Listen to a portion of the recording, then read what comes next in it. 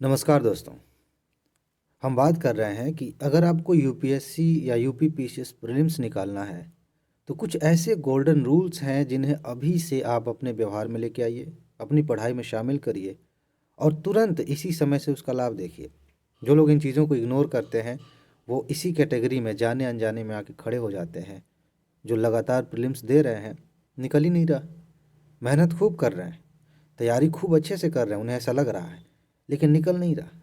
कारण ये है कि हमें कहीं न कहीं दिमाग में ये चीज़ बैठी हुई है कि ज़्यादा से ज़्यादा पढ़ेंगे, ज़्यादा मेहनत करेंगे, अपने अपने नींद को कुर्बान करेंगे, यही सब चीज़ें हैं, ये सब कर लेंगे और पूरे निकल जाएगा।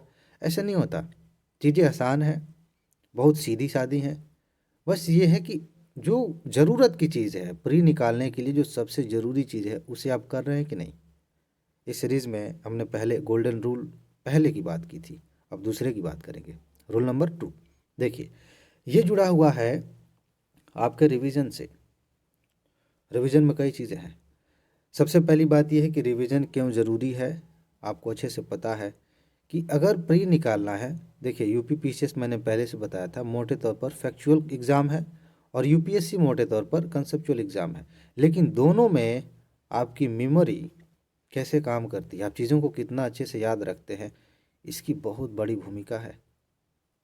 और ये सीधी सी बात है, कोई जो स्मृति है, जो याददाश्त हमारी है, ये प्रैक्टिस की चीज़ है।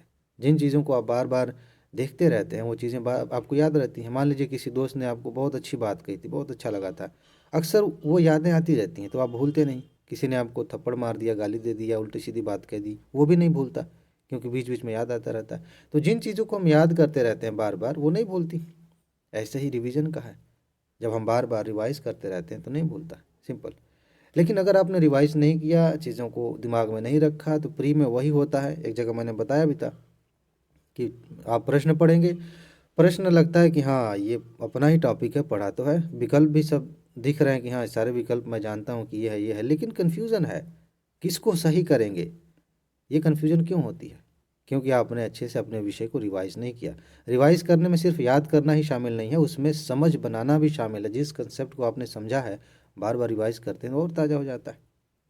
लेकिन बात यह है कि किसका रिवीजन करें, इम्पॉर्टेंट चीज़ है। किसका रिवीजन करें और किस तरह से रिवीजन करें, ये ज़्यादा इम्पॉर्टेंट है।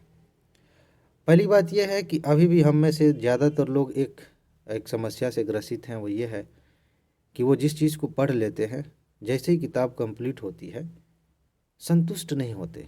उन्हें लगता है कि हाँ बस इतना ही है इस किताब में, मुझे तो नहीं लगता कि इतने से कुछ होगा, तो कुछ और पढ़ने के चक्कर में जाते हैं। कल वाली रूल में मैंने बताया था कि एक के बाद एक किताबें आप खरीद रहे हैं, तो और ज़्यादा आप खरीदने जाएंगे। इससे क्या होगा? होगा ये कि आप रिवीजन कभी नहीं कर पाएंगे। नई किताब खरीदेंगे, एक दो लाइन कुछ एक्स्ट्रा मिल जाए ठीक है, लेकिन सारी बातें वही रिपीट होती हैं, लेकिन आप अच्छे से रिवाइज नहीं कर पाते। और इसमें यह होता है कि जिन चीज़ों पर आपको बार बार लौट के आना चाहिए था, वो चीज़ें छूट जाती हैं। यानी कि मैं दोबारा वापस इस बात की शुरुआत से फिर से कहूँ तो कहने का मतलब ये है कि आप उन चीज़ों को बार बार रिवाइज करिए जो आपके सबसे ज़्यादा काम की हैं। हर सिंसियर स्टूडेंट को, अभ्यर्थी को ये पता है कि यूपीएससी या यूपी पीसीएस में कहाँ से प्रश्न पूछे जाते हैं। नहीं आपको पता है तो मैंने वीडियोस बनाए हुए हैं, जाकर देखिए। यूपी पीसीएस में ख़ास तौर से मैंने बताया कि इस विषय से सिर्फ इतने टॉपिक सबसे पहले तैयार करिए। मेरे पास एक फ़ोन आया, कहा गया कि सर आपने भूगोल में सिर्फ इतने ही टॉपिक बताए हैं। जी हाँ, सिर्फ उतने ही टॉपिक्स हैं, पहले उन्हें तैयार करिए, उसके बाद से बाकी चीज़ें करिए। रिवीजन की बात जब भी आती है तो सबसे बड़ी बाधा यही है कि हम संतुष्ट नहीं हैं अपने पढ़ाई से और इधर उधर भागते हैं। आप सबसे पहले उन चीज़ों को रिवाइज करिए जो आपके लिए इम्पोर्टेंट हैं। इसके बाद थोड़ा आगे बढ़ें तो उसके बाद से जो आपके विषय हैं, जो आपने पढ़े हुए हैं, जिन किताबों को, जिन नोट्स को आपने पढ़ा हुआ है पहले से, उन्हें रिवाइज करिए। ठीक है?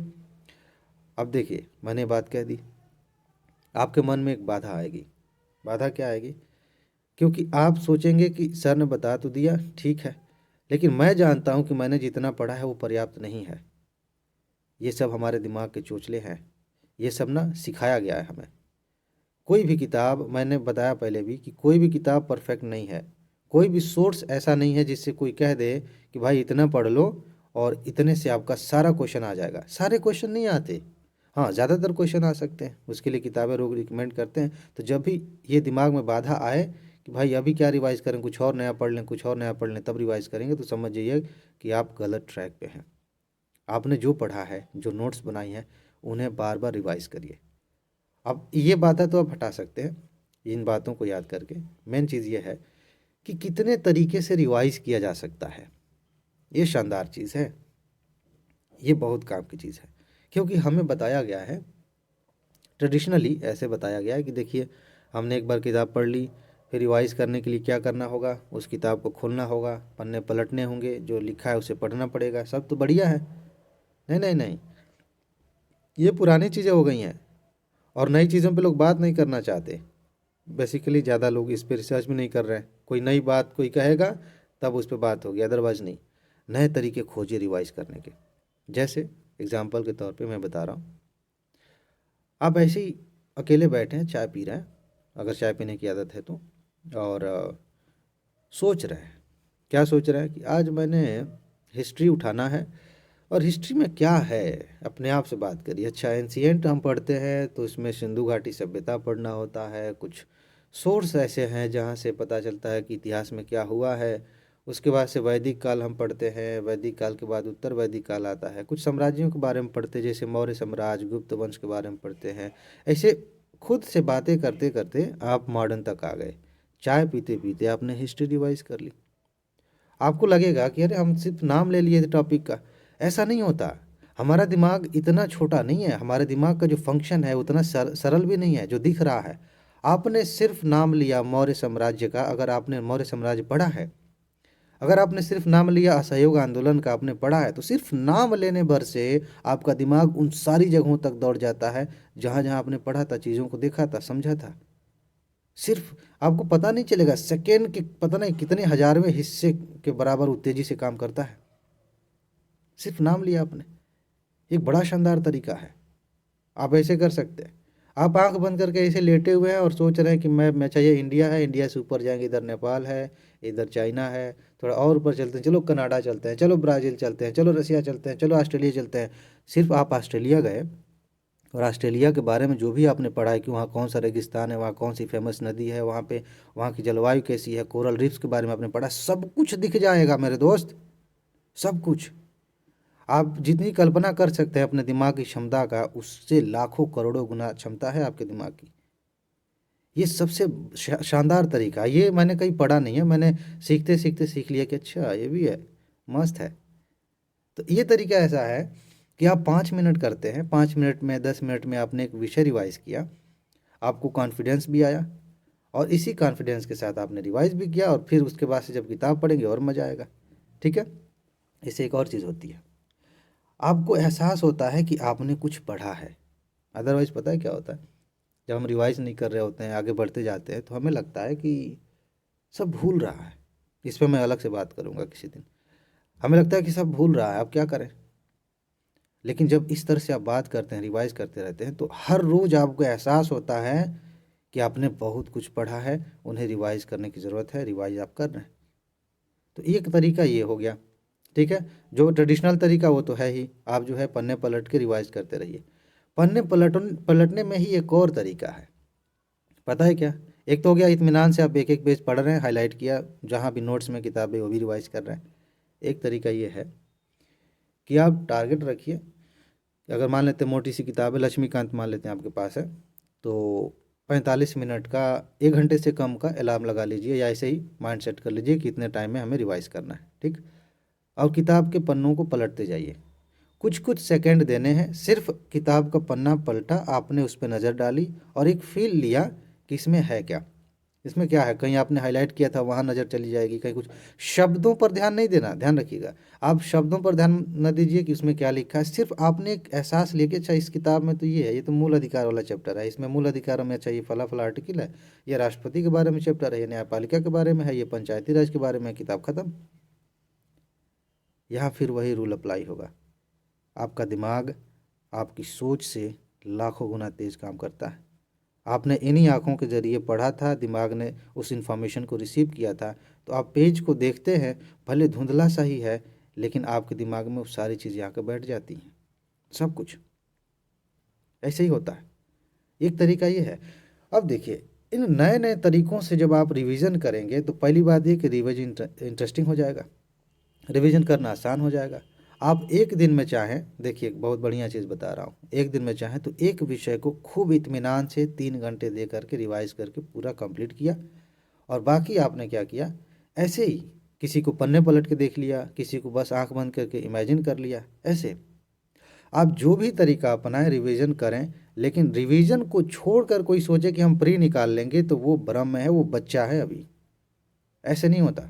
बिना रिवीजन के प्रीलिम्स निकालना लगभग लगभग असंभव है। आप चाहे कितनों सोर्सेज पढ़ लीजिए, एक चीज़ मैं बता दूं कि दुनिया की सारी किताबें आप पढ़ लेंगे तब भी आपको संतुष्टि नहीं मिलने वाली। और जितनी किताबें आपको बताई जाती हैं, रिकमेंड की जाती हैं, उन सब से क्वेश्चन नहीं आते। बहुत सारे क्वेश्चन ऐसे हो हैं जो इनपुट के तौर पर वहाँ दिख सकते हैं, लेकिन सीधे सीधे वहाँ से नहीं आए हैं। लेकिन इन किताबों को, इन नोट्स को जब आप बार बार रिवाइज करते हैं, बार बार रिवाइज करते हैं, तो इनमें जो लिखा है ना, उससे भी अलग हट के आपके अंदर कुछ नॉलेज आती है। उसके आधार पे, उस उन टॉपिक्स के आधार पे वो समझ बनती है, और उसी समझ के आधार पे आप क्वेश्चंस को हल करते हैं जो इन सोर्सेज से अलग आई हैं। और ये सब कैसे होगा? ये सिर्फ तभी होगा जब आप रिवीजन करेंगे। तो गोल्डन रूल दूसरा ये है कि आप रिवीजन जितना ज़्यादा कर सकते हैं उतना ज़्यादा करिए। जितने नए नए तरीके से कर सकते हैं उतने नए नए तरीके से करिए। दोस्तों से बात करके रिवीजन करिए, चाहे जो तरीके 2-3 मैंने बताए हैं उनमें से करिए, कुछ नए आविष्कार करिए, मज़ा आएगा। लेकिन रिवीजन करिए, इसी से सिलेक्शन होगा। ठीक है जी। अब आगे मिलेंगे। थर्ड रूल में मज़ेदार है, बहुत मज़ा आएगा उसमें भी, और बहुत कुछ सीखने को मिलेगा। तो अपना ख्याल रखिए। चैनल को अगर सब्सक्राइब नहीं किया है तो मुझे लगता है कि आपको नुकसान हो सकता है अगर आप चैनल से छोड़ के कहीं चले जाएं और बाद में 1 महीने बाद वापस आएँ, या फिर मेरी वीडियो आप तक पहुँचे, तब तक ढेर सारी चीज़ें मैं बता चुका रहूँगा, बहुत सारे लोगों को लाभ हो चुका रहेगा और आप पीछे छूट चुके होंगे। क्योंकि मैं जो चीज़ें बता रहा हूँ ये मैं अपने अनुभव से बता रहा हूँ, न तो कोई किताब, न ही किसी की कही हुई बात। ठीक है। और जो भी चीज़ें हैं मैं सिलेबस को और एग्ज़ाम के पैटर्न को ध्यान में रखते हुए बात कर रहा हूँ। आपके बहुत काम की चीज़ है, तो आप इसे अभी तुरंत सब्सक्राइब कर लीजिए। और हाँ, अपना ख्याल रखिए, मस्त रहिए, मुस्कुराते रहिए, खुश रहिए। आगे मिलते हैं। नमस्कार।